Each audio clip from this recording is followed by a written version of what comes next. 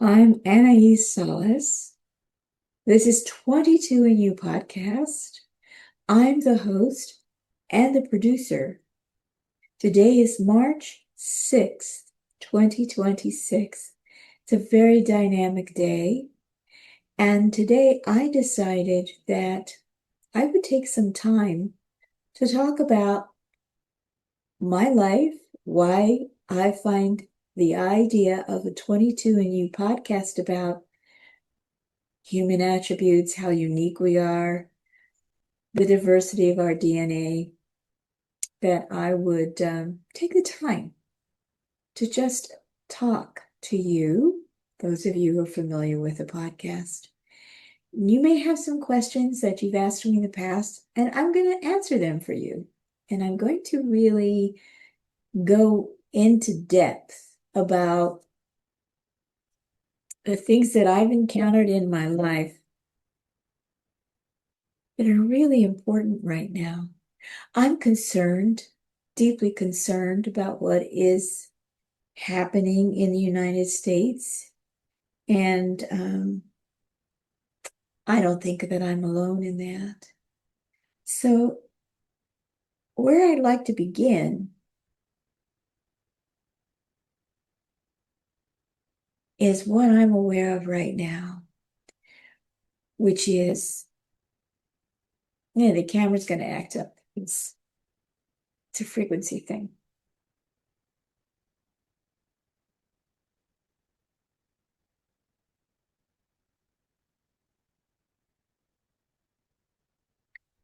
Close some more windows if that's going to make a difference. It might. It might. It might. It might. It might. You never know.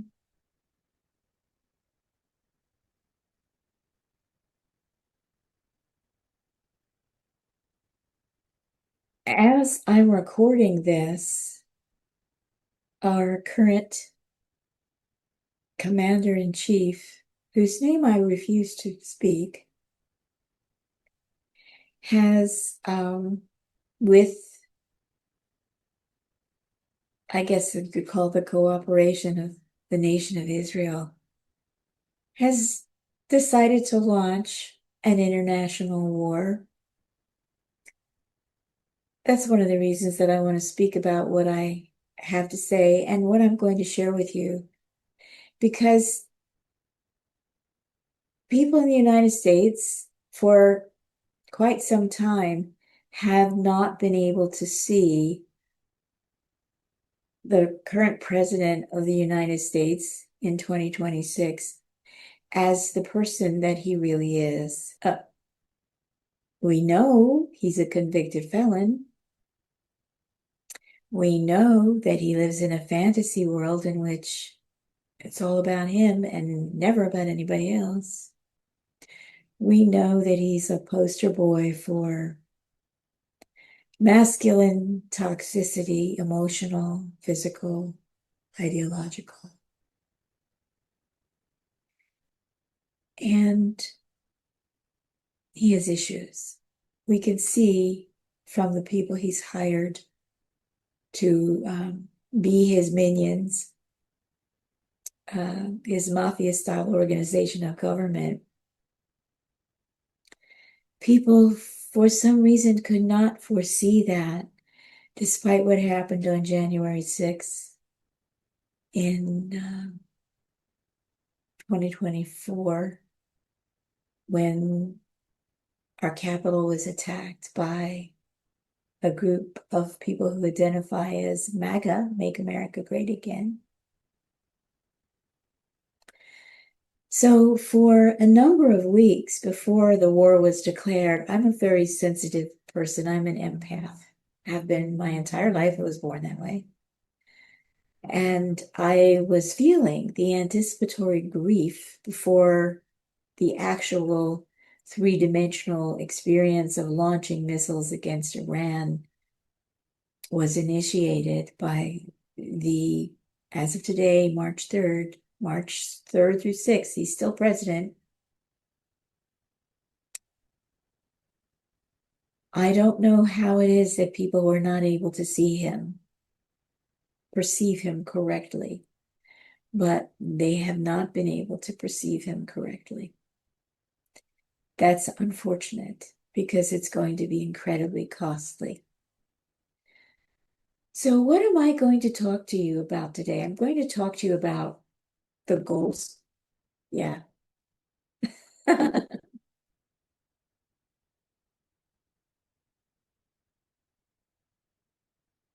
Set up the camera.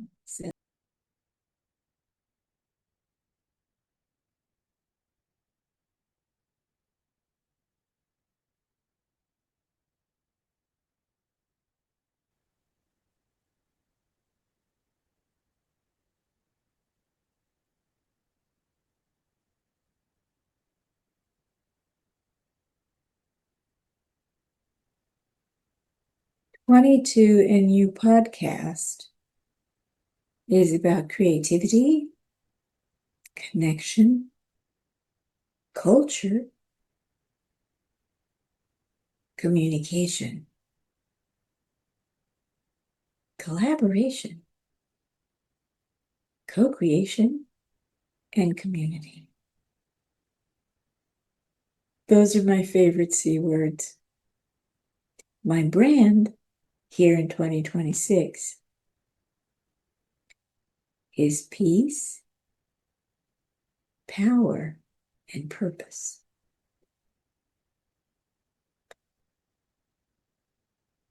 We have choices that we're going to need to make. I can't tell you when you're going to need to make your choices. I've already made mine. I made mine years ago, years and years ago. And my choice has been to choose conscious co-creation, creativity, collaboration, and finding people in the world that I could enjoy, have fun with, be playful with, and do good work with.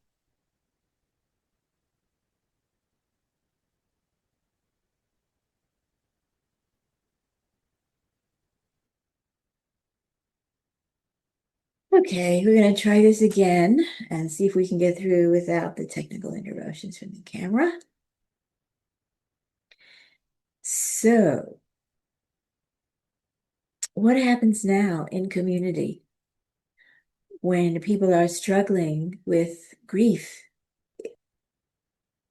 with being a melting pot, with being a land of the free and the brave, and you're just going along day to day, doing your thing, not really all that invested in other people's challenges or difficulties, because most of us here in the United States are in get along to go along mode, although it is becoming more and more difficult by the day. I wanted to share how different it has been in my own life as a woman of color. I'm of every genetic mix on the planet, pretty much, which has been great for me because I've been extremely healthy most of my life. Uh,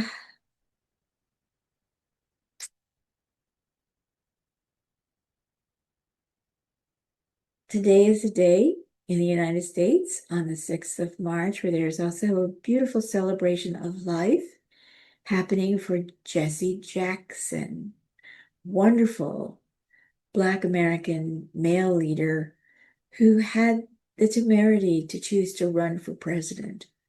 And he paved the way for Barack Obama actually becoming elected president of the United States twice. So I've survived a lot of political turmoil in this country, a lot of racial turmoil. And it's touched me in oddly specific ways. And mostly because I was female. I did have the experience in high school of being assigned to write an original short story for my English class, 10th grade English class, Philadelphia High School for Girls. And I wrote a story. I worked very, very hard on it, and it was original. I did all the writing myself. I really frustrated my family because I forced them to listen to it and give me feedback, and they really didn't want to do that, but they did, and I'm glad I asked them, because when it was my turn to stand up in front of the English class and read my story, it was short. I had all kinds of positive responses and laughs, and people were engaged, and I finished, and I felt that I had really succeeded in writing this story and completing this assignment. And my English teacher, whose name was Mrs. Grossman, came over, and she kind of put her hand on my shoulder, and she said, she looked at me, didn't say anything to me directly, but she turned to the class. This is an all-girl school. And she says, now, it's really important for you girls to understand that plagiarism is not something that anyone should engage in, especially any girl's high girl. And I just looked at her, and I looked at the class, and in that moment, I froze. It wasn't the first time it had happened to me. I hadn't had an assault like that since 5th grade. From a white female teacher. It was clearly racially aggressive. And I just stood there, deer in the headlights, and let her say what she had to say, and then sat down. And as is my makeup as a person, as a woman, when I am deeply shocked or distressed, I go within. I get very, very quiet. My nature is that of an introvert. And this was shocking to me. And I had to find a way to defend my honor. So after class, I went up to her. I didn't make a scene. And I said, this is grossly unfair. And I'm going to go speak to the principal and the vice principal and demand that you have a meeting with my mother or father who will vouch for the fact that they've been listening to me working on this story for quite some time. So I did that. I went down to the principal's office and explained the situation.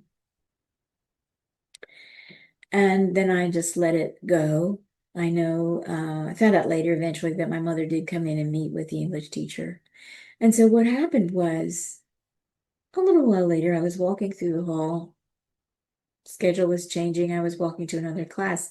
And this teacher, Mrs. Grossman, came out to me and she stopped me in the hallway. She said, oh, I just want to let you know that the English department teachers had a meeting and we read your story and we found a number of serious flaws in it. So yes, we would agree that you probably did write it.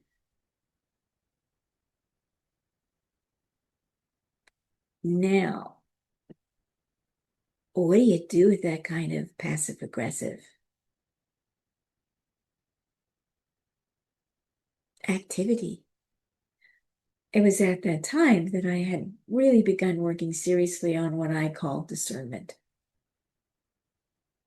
which is to ask the right questions, like what's really going on in here? How can I distinguish what's going on in here? If I get too emotional about it, I won't be able to think clearly and ask good questions. So this is one of the things that I really love about being, a life coach, a spiritual mentor, an energy healer, is that I get to ask really great questions all the time with everyone I work with or collaborate with. It's part of my modus operandi. So for me, discernment is emotional neutrality, compassion, and a sense of being relaxed physically enough that your ears are open and your heart is open and your core essence is open, so that you might actually be able to hear new information, something that you didn't expect, something that you weren't used to, something that's new for you, but you don't have to immediately dismiss it because it's new information. So this is how I've operated most of my life, and one of the reasons that I wanted to do this podcast. I've had a life of crazy disasters like the one with Mrs. Grossman, and others like it. From the time I was very young, I think the first major assault that I recognized as an assault that was happening to me outside of my own home was when a neighbor 2 doors down the street where we lived, she and I were once sitting outside on her porch. It's a really nice spring or summer day, and we were rocking. She had a glider that rocked back and forth on rails. And I'm extremely observant, and I observed that her cat had come close to the glider, and I could see that it was about to get its tail caught in the sliding rail, and it was going to be a problem. And I jumped up. The cat freaked out. We ran to the front door because the cat thought we were trying to hurt it. Linda ran inside her house and locked the door. And I was yelling at her, crying, because the cat was biting me up and down both of my legs. And I'm crying, Linda, open the door, let me in, let me in. No, no. Again, it was a racial dynamic. Her mother, Dolly Nygett, who had married an American guy after World War II, come to live in the United States. I was not permitted to enter their home. So even though I was injured sitting on their porch, on their glider by their cat, and I had to go and get antibiotic shots, I was a incredibly unhappy 7-year-old. That was like a really big assault outside of my house. And so that began the process of me asking questions. And my favorite one is, what is really going on here? And then listening and feeling my body and allowing my body's awareness and all of my senses to give me information that then I can then sort through and hopefully use in a way that's in balance and good for me and good for anyone I happen to be co-creating with at any given time. That kind of list goes on through my early childhood, junior high, senior high, political activities. I became political pretty early because it was just part of the time that I lived in. So it's really very moving for me today to take a moment to look in at the Celebration of Life memorial for Jesse Jackson that was broadcast on News Today. But that's just still on the surface of what I want to share with you. So I have a question for those of you who are watching, and you know where you can find me on Facebook and on my website and on Patreon, where this recording will go up later today. And that is, have you heard the expression indigo child or indigo children? Indigo, I'm actually wearing indigo blue. This is an indigo blue sweatshirt. This is coloring for me today. As I'm just in my blue theme today. And I wanted to touch base with you about what's going on right now with indigo children and who are they and where are they and what are they doing and why are they called indigo children? So I thought this would be a really interesting conversation because for me, this podcast is all about human DNA. And 22andU is a spinoff on that very, very interesting dynamic that happened a few years ago where they wanted to know their genealogy. So they were just taking blood samples and sending it in to 23andMe to find out their genealogical history. And there was a whole period of time where that was going on, and people were not asking a deeper question. They were just going like, oh, this is really cool. I get to know my, my gen, what Chinese, like, Chinese, Italian, African, Scotch, Irish, you name it, like, right? African American, all these things. I've never sent any of my blood to 23andMe. Why not? Well, some of us don't really understand the sacred value of the blood that runs through our bodies because it does contain so much information about our DNA and our lineage and our origin stories in our primary families blend with these genetic information sets that begin unfolding and activating your growth into a zygote and then a little embryo. And it happens within hours. And all of that information is coming into your baby body forming situation. And that happens through your DNA. So I want to talk to you about what it is to be an indigo child. And in that regard, I'm going to be doing some sharing of some information. So this podcast may be a little bit choppy, but I think it's important for us to share this information right now as we're maybe on the brink of World War III, and it could very well be a nuclear war.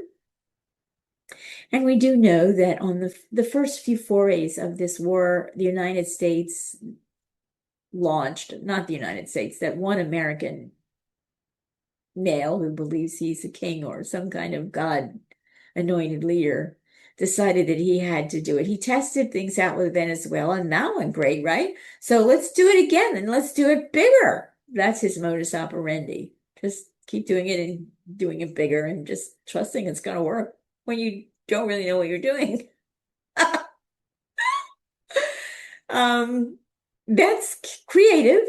I do appreciate the creative element in that. As an artist, I know when I'm faced with a blank piece of paper and I have paints and colored pencils and chalk that I don't know what I'm going to do with that blank piece of paper, but I'm not going to make visual war with it. Here are my notes, my preparations for today. This is off the cuff. It's not even funny. I used to be a chronic stutterer, so I kind of know what it feels like. I just spend so much time with pro speakers, international keynote speakers, people playing at a higher level that I just kind of forgot the general population. Now I know, like, the name of my website is nextlevelpublicspeaking.com. It says on the name. Okay, so it says right here, right? It just says here, nextlevelpublicspeaking.com. Okay. Anais has spent some time in the academy, right? The mindset stuff, mindset piece. It's a bit next level. So apologies for having forgotten this. I got a bunch of stuff. I got workbooks for you. I got videos for you. I got gifts for you. I got money for you. Plus anything you want. I mean, most of the angelic humans, their template is a 12-strand DNA template. Right now we have 3 dimensions of consciousness that we are actively embodying. And they bring the implied message of our race evolutionary acceleration because we only have 3 strands active, and they're reinstating that 12-strand pattern, which means we're going to evolve to embody more dimensions of consciousness. Okay. Indigos are bringing back our heritage and the knowledge of ascension mechanics. Well, that's pretty easy when we have, well, keys of the cloister emerald order speakers that are indigos, and they are definitely bringing back the knowledge of our stellar heritage and showing us how to move into the ascension process with grace. That's the way it started. Grace. And indigos are here to assist the planet and humanity through the stellar activation cycle to prevent pole shift. The indigo ones come in with the highest strand template, and they can pull very, very pure frequencies from the ecstatic level, and they bring those frequencies in, and they are here specifically to prevent pole shift. Okay, move to the next one. Okay, this is a conceptualization of the indigo shield, and indigo shield is how, even though we're worlds apart, it's how we feel and sense each other.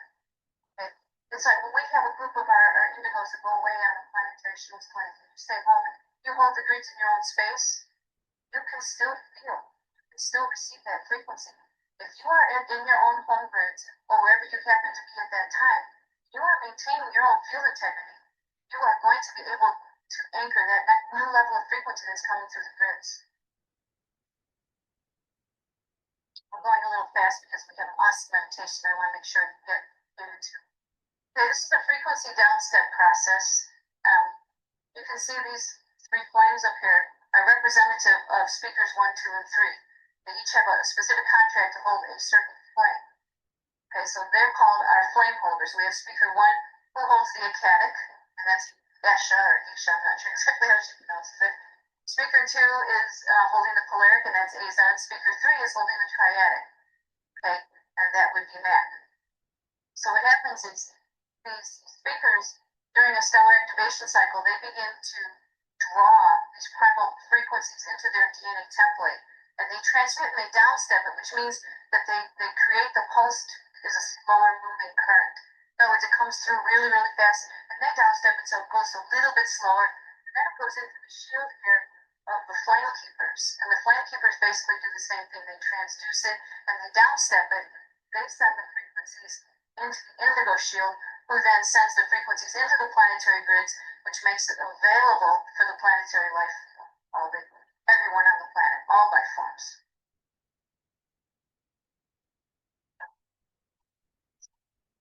Oh, yeah. Well, we've all seen this one, right? We're going to look at it a little differently today. Basically, you have your 5 harmonics of time, harmonic universe 1 through 5. And each harmonic universe represents a 3-dimensional reality field. Okay, you have a 3-dimensional identity in each harmonic of time.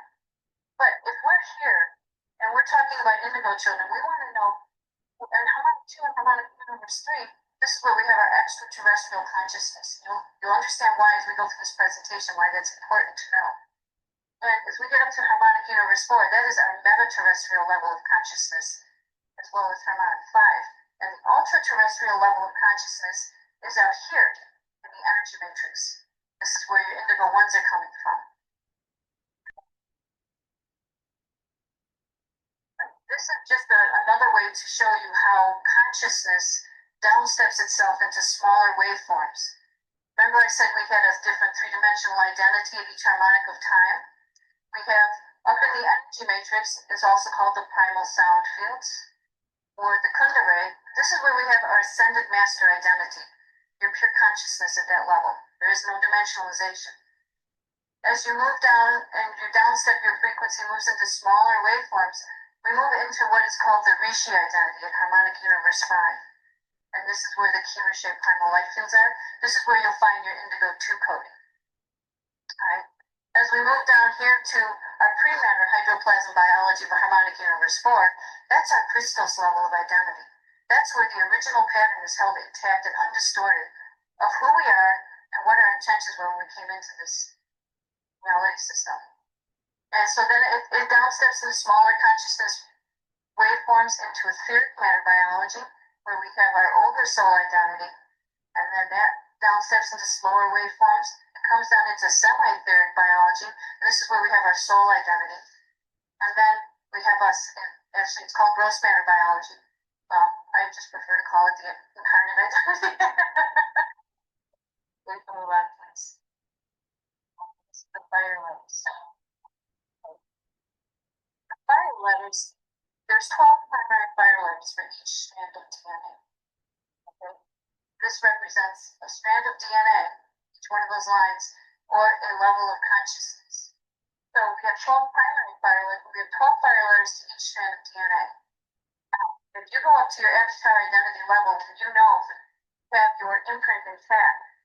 You have 12 dimensions of consciousness at that level, and you have 12 fire letters.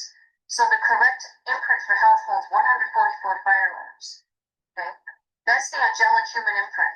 If you're an indigo 2, you double that. That would be 288 fire letters. And these fire letters are actually codes of ascension that allow you to transmute your biology and get out of time.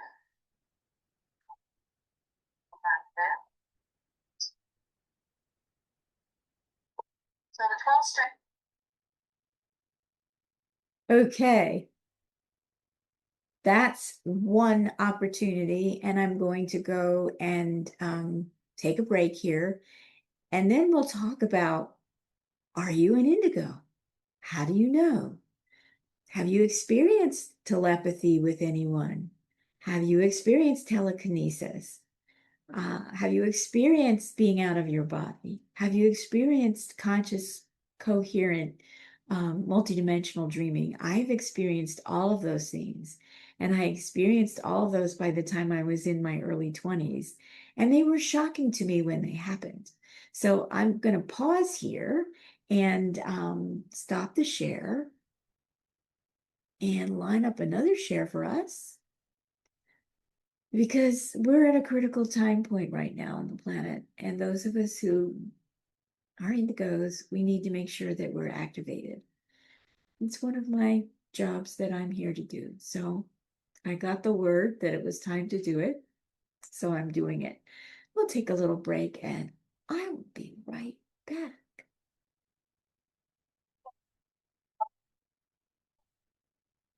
Held off from their connection to their higher parts. And they have what's called a digressive DNA. These are called the fallen races. Okay, so what we have here is to understand indigo children, you need to understand what's happening here and then the whole drama. Do we not have? Okay. Okay. Okay.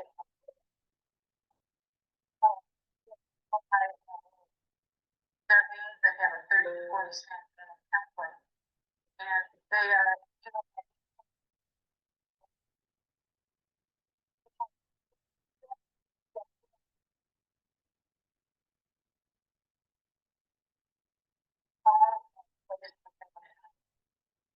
okay. So from harmonic universe 3, the Elohai, harmonic universe 4, the Elohai Emerald Order create in harmonic universe 3, the Lyrian Syrian Alhazi. When we do the Song of Lyra or we do any of the other songs, we are speaking in the language of Anahazi. So we're getting back those codes of ascension every time we tone that. They will bring in those frequencies.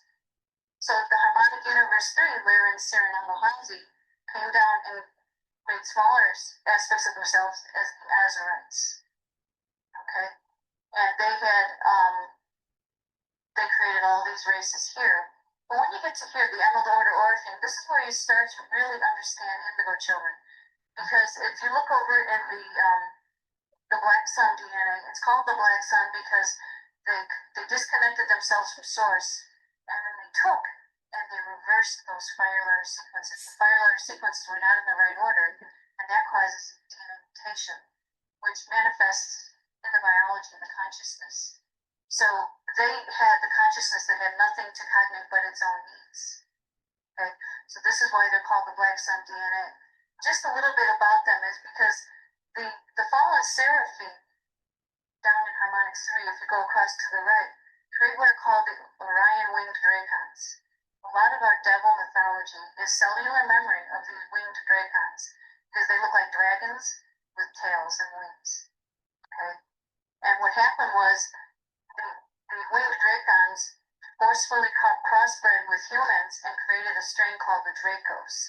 These are beings that we're having issues with on the planet. So that's kind of how you read that. And there's a lot more information there. But because of what was going on there, these DNA digressive lines started crossbreeding with the other lines. And they were creating some really highly coded nasty beings that were coming back to hijack our evolution, to take the 12-strand potential away from us. This is why the indigo children are here. If we don't have the indigo children here to give us back a jump start in the gene code, this whole race will lose its 12-strand DNA potential. So the Emerald Order Orpheum was the first race that was created where they took the 12 imprints from the other interstellar races to try and give back the potential to those races that have become so distorted in consciousness they needed help to get back their ascension codes to where they would get that ability to cognate the law of one again. This is where the Emerald Order Orpheum came in. And then they created smaller selves called the Orpheum, and they created the Teranesium T1s, and they created the Adami Kudman. This is the Adami races. Okay? So you come down here in Harmonic Universe 1, you have your 12 tribes. That's your 7 root races and your 5 cloister races. Each root race would spend a period of time on the planet evolving one strand of DNA, whereas the cloister races would come in with, they would birth through whatever strand they were evolving, but they also held the potential for 7 to 12 strands of DNA. So the cloister races are what kept that 12-strand potential alive through thousands of years of Earth seedings. Okay, so indigo children here, sorry? Okay, indigo children here at the return of the emerald moon. Why is that? Because indigo children are giving us back the potential to evolve back up into the Adamic Cookman imprint, back into the Teranesium 1, back into the Orpheum, and back into the emerald. Oh, we're going to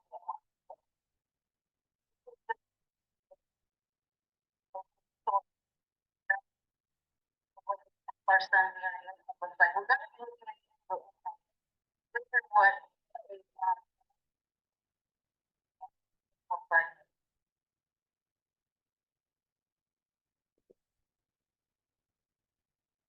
Okay, so that's a little bit more information for you about what it's like to be an indigo and why indigos are here right now. You may be a parent of an indigo child. You may be an indigo child yourself. You may be any one of the upper step up levels of people who have come in and who have given birth to indigo children. It's a very complicated situation right now because one of the biggest goals of the indigos and the other higher dimensional beings who are here in human bodies right now, and there are lots of us, is to ensure that we don't have another episode like we had in Atlantis. So we are working very, very diligently all over the world to preclude that from happening again.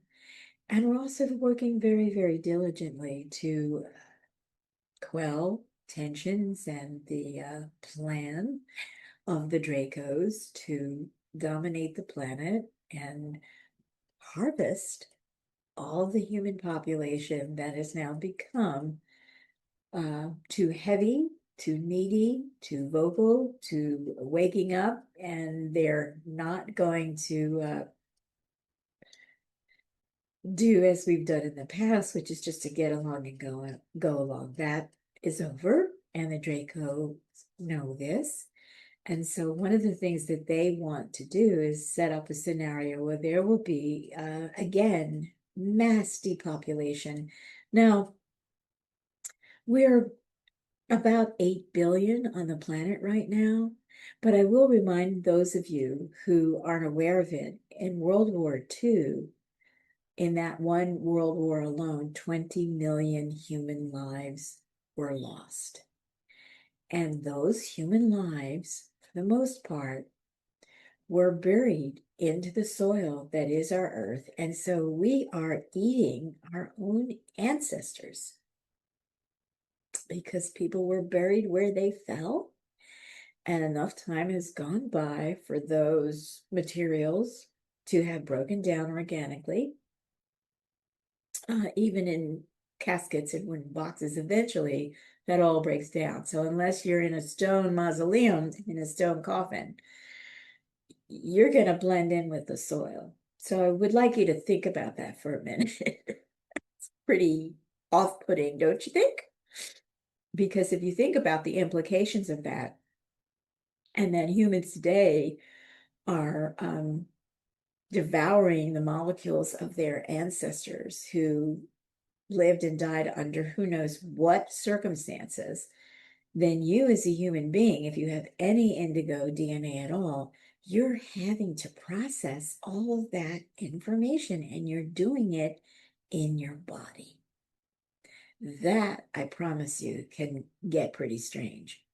So a lot of the really difficult, challenging things that many of us are wondering about today, like why did this happen? Why did that? What are these people doing?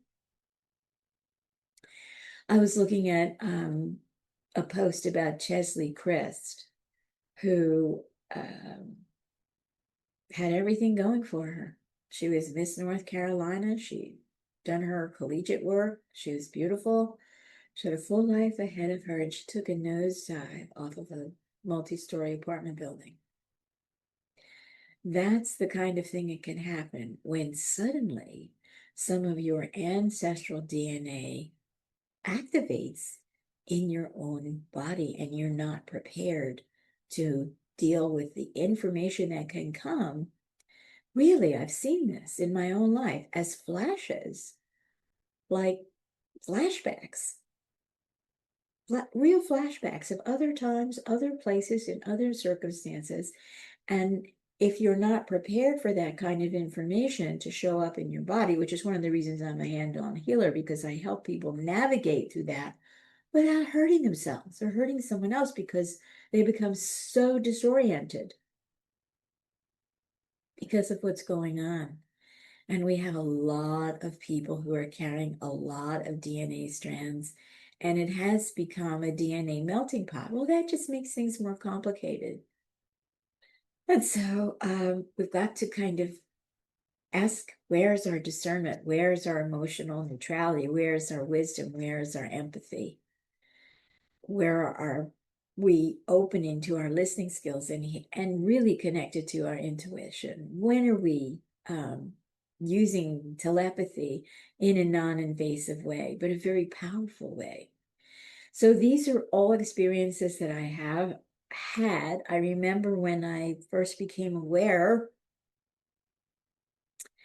that I didn't know it was mind reading. I could hear my mother thinking when she wasn't opening her mouth with these two ears, and it sounded to me just as like when she was speaking words with her mouth open.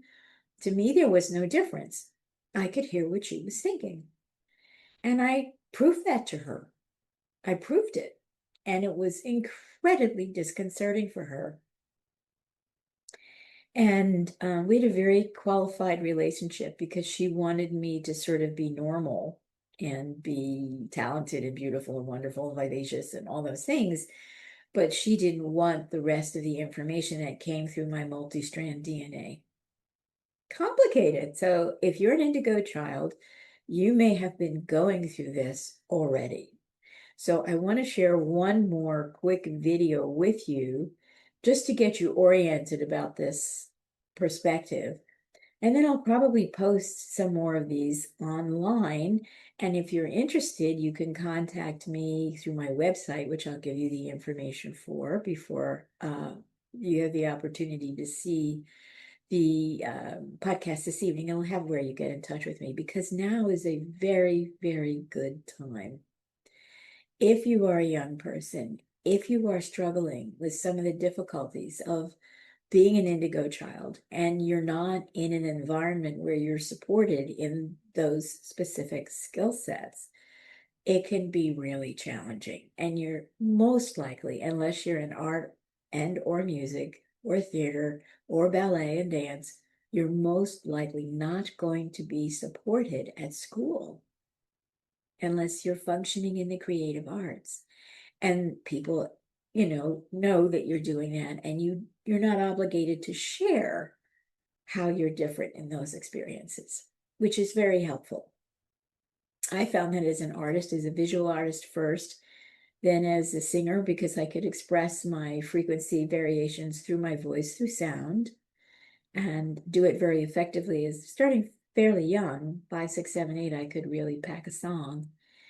And so between the artistic work and the creative work and playing an instrument, piano, guitar, and being very playful and very funny, although I was being really schooled to be a very ladylike, almost glove-wearing little girl. I remember there's one picture of me, for some reason, maybe my grandmother had put gloves on me, and I was like, oh my God, what are these things? Well, I mean, culture is what it is. So let me take you through one more video, and then I think we'll probably be about time.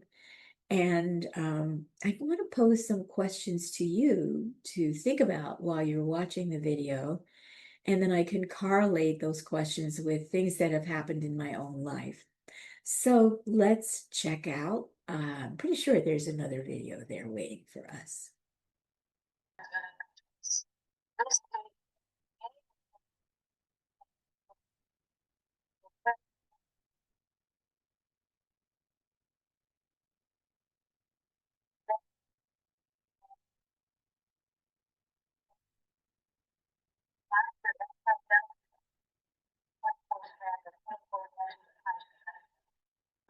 same with all potential reset in the planetary grids and flip over the mutations in our DNA templates.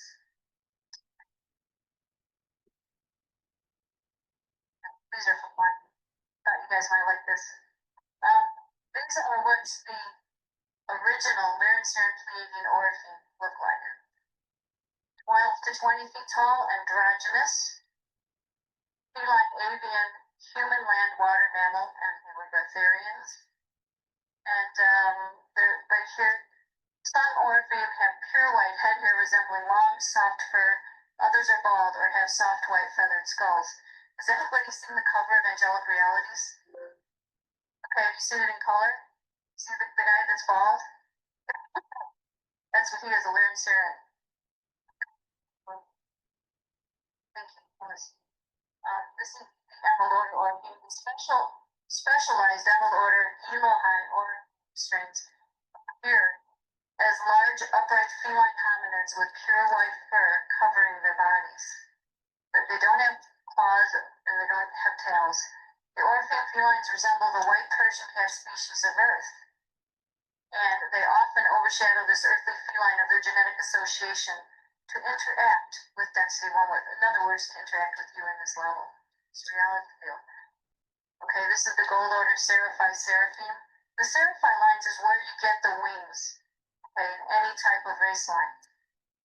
Specialized gold order Seraphi Seraphim orifin closely resemble the eagle and swan avian species of Earth, having smaller eyes, wings, and avian hominid bodies covered with pure white, soft blue-gray, or jet black feathers. I've seen a black and white swan together, and they're beautiful. Okay, the amethyst order Brahmarama orifin. The specialized amethyst order Brahmarama orifin are cetacean, most closely resembling the aquatic dolphin and whale species of Earth. Unlike the bipedal dolphin people of the fallen Anu Elohim, the orifin cetaceans do not have arms or legs, and though capable of breathing air or water, they are designed for mobility and fluid, not on land. When we talk about the bipedal dolphin people having arms and legs, I think that's a mutation where they're trying to get back to their 12-strand DNA potential. Come on. Okay. The orifin cetaceans are pure white or pale light blue in color and specialize in transmitting the sound tones that hold the scalar wave templates for universal structure and order. So they're not just swimming through the water, as big, huge whales. They're actually transmitting sound tones that are holding those scalar wave templates. This is the template of an Indigo One. It's called the Emerald Sun. It has the potential of 48 strands of DNA. Again, you look at these, and if you remember what the Templar Sun looked like, there was 11 strands, and there was one missing, and it had all those blocks on it.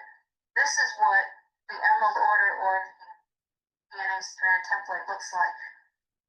It has 48 levels of consciousness. They have the ability to embody the avatar identity and reach up to 48 levels of consciousness, so they can pull pure information straight from the ecstatic level. Okay, here's where we get into the difference between contemporary humanity and indigo children in the DNA. Here we have the contemporary human that comes in with 3 strands active. So you've got dimension 1, dimension 2, dimension 3. That's your physical, your emotional, and your mental body. Okay? They're just starting to activate strand 4, which will begin to give them astral awareness. They'll begin to realize that they are more than what they look in the mirror. They'll begin having dream experiences or astral perception or out-of-body projection. When you come down here, they don't even have up here, they don't even have the imprint for the cloister potential, which is that imprint for 7 through 12 strands. Okay, all the cloister races kept that potential alive. So when we come down here to your orifin 24-strand DNA template, look, we've got mental, we've got physical, emotional, mental, astral, archetype, soul identity levels. Indigos come in with 6 dimensions of consciousness active in their DNA. This is why you sometimes feel different than other people, and it's okay to be different than other people. And sometimes we spend our whole life wondering Why am I so different? You're different because it's by divine design. You came here with a very specific contract fulfilled, and we're unique. You know, we're not different, we're unique. Okay? And we came here to help the planet to get it through the stellar activation cycles. Very specific contracts.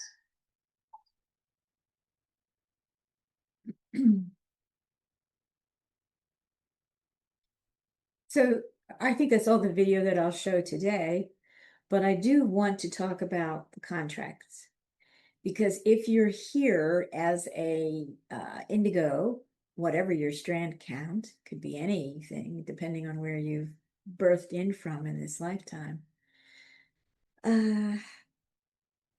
Most of us who are indigos are here on a specific mission, and that is to protect the evolution of the 12 to 48 strand DNA potential for human design. There's so many systems of information right now that will help you find your way through this. Some are more connected, let me put it that way, than others. Some should be avoided altogether. I'm not going to tell you what those are, because really, as I have done, unless you want to work with me one-on-one and hear what I have to say about that, these are your choices. The whole point of being a conscious person is that you get to make your own decisions and choices about your own life. And you get to make the errors in judgment, and you get to correct those errors in judgment. So let's go over some of the key things that you might know about you. Maybe you don't talk to other people about these things that you know about yourself, but maybe you have a really good friend who just gets it, and you don't have to do a lot of explaining. When that happens, count yourself really lucky. Generally speaking, it won't happen in your primary family. They will be some kind of blend of many different strains of types of hominids, and you're going to have to work out your path through that maze. So let's ask the questions. First of all, do you consider yourself to be creative, musically, artistically, movement and dance, writing, making up stories, visualizing, imagination? Those are hallmarks of an indigo child, because you're free in that dimension of expression. Do you have moments when you, quote, predict a phone call or someone's thinking about you and you're aware of it? My friends and I pick up the phone all the time from each other, like within seconds. Oh, I was just going to call you. I was just going to call you. We do that. We've been doing that for a long time. It's part of our DNA expression. It's telepathic. I had an instance the other day where I was heading out to go to a supermarket shopping with one of my neighbors. And as I was finishing putting my coat on and getting ready to walk over, I got the very clear message that she was actually using the bathroom, and so I should just wait outside until she came out. And I just laughed, because I get information that's that specific a lot. And I have to just chuckle when it comes my way, because if people knew how much I knew about them and what I could see about them, and I'm not trying to look, it's just there. It's like breathing in oxygen for me. I just get the information. If it's going to mean something to me, if it's not going to really mean something to me, unless it's part of my contract and my assignment for why I'm here doing what I'm doing, I don't worry about it. But as I got to my friend's door and she came out, she said, "Oh, I'm sorry, I was just going to the bathroom." I said, "Yeah, I know." Just that's how it is. The other part of this situation is that you probably have a very good intuitive sense that you actually use to help you make decisions. You may use that sense to help you work through time issues, your time management.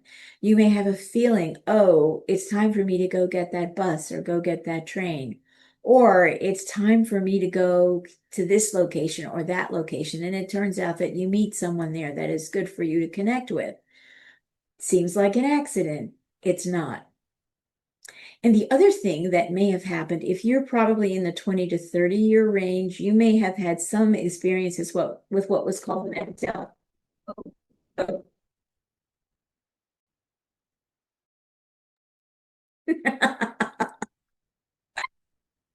You're so funny. Oh. Yeah, yeah, you're so funny. Good. You're so funny. Wakey, wakey.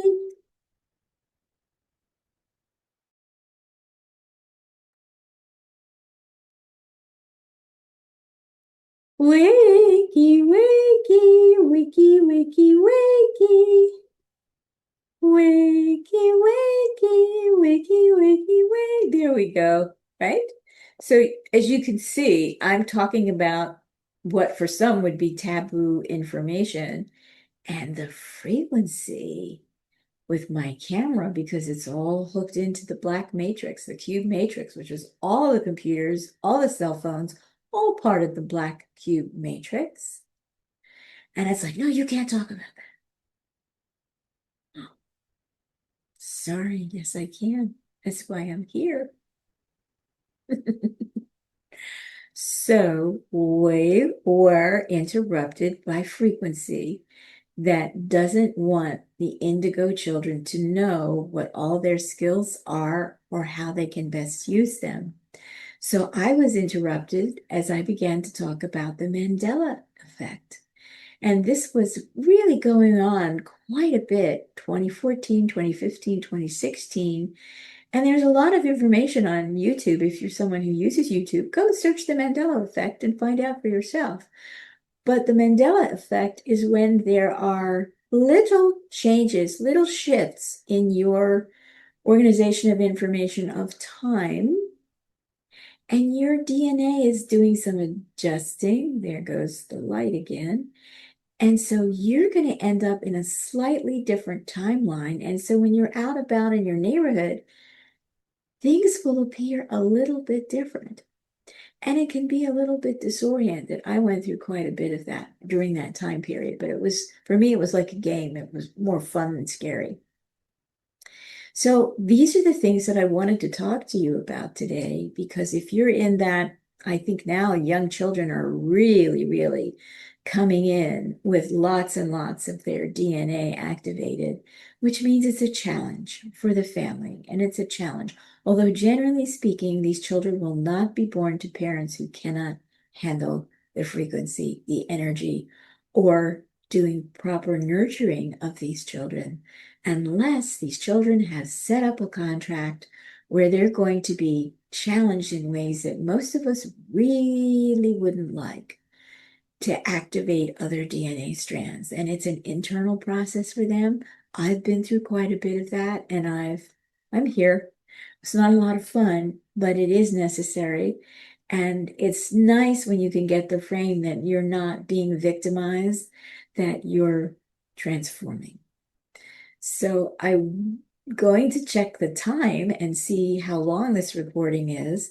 And if there's more that I can come in and ask you about, I will. But I would like you to reach out to me on Facebook. I'm Anna Salas on Facebook. I'm Anna Salas on LinkedIn. And I'm livinglessonslibrary.com on the World Wide Web. And I have been working in this environment literally since I was born, and I actually remember being born. That's another conversation. And I've been doing these small incremental openings of understanding what the nature of my 22andMe is all about and how to work with it. And most of all, how to stay on track with peace, purpose, and power. Because peace, purpose, and power should be with you when you're present in your contract and you're on track doing what you're here to do. You get lots of validation when you're on track. And that's a much different experience than being off track and having all kinds of difficult challenges arise that you will eventually work through if you're an indigo, but it won't be fun. I have many, many years of really deep heartache that I've had to live through on many levels. Not fun. But you keep going and you work it out and you find other people who you can talk to. I hope that I may be one of them for you. I'm finding once again, I've been doing this work for a long time, but there's another whole generation now that's coming to me and asking questions, which I really appreciated because I started doing this when I was very, very, very young. People just used to say, oh, what are you going to do? She's an old soul. Well, that's the truth. I am. So there you have it. I hope that you've had your curiosity piqued on this particularly unique episode of 22 and You, where I'm talking to you and helping you build a bridge of peace, power, and purpose. If you're an indigo child, there's so much more to know. And I have the resources and ways to share the information with you. So if you're feeling a little bit perturbed right now, and you'd like to come back to center here and feel that you're making a contribution to holding the frequency of the entire world. We're doing it all together. Everybody where they are, we're holding a little piece of it. And that's what we need to continue to do. And I would like to support you as you do that. And I really hope that you're inside a family of origin that respects you, honors you, cherishes you, doesn't trigger you emotionally too much by teasing you about how different you are. That gets to be old and it's very annoying. I mean, you live with it, but you want to just try to communicate well. Communication is all about how we do this well. So, again, 22 and You, creativity, connection, culture, co-creation, collaboration, and community. So, I'm involved with Reclaim Philadelphia. I'm also a U.S. Director for Young Entrepreneurs Alliance.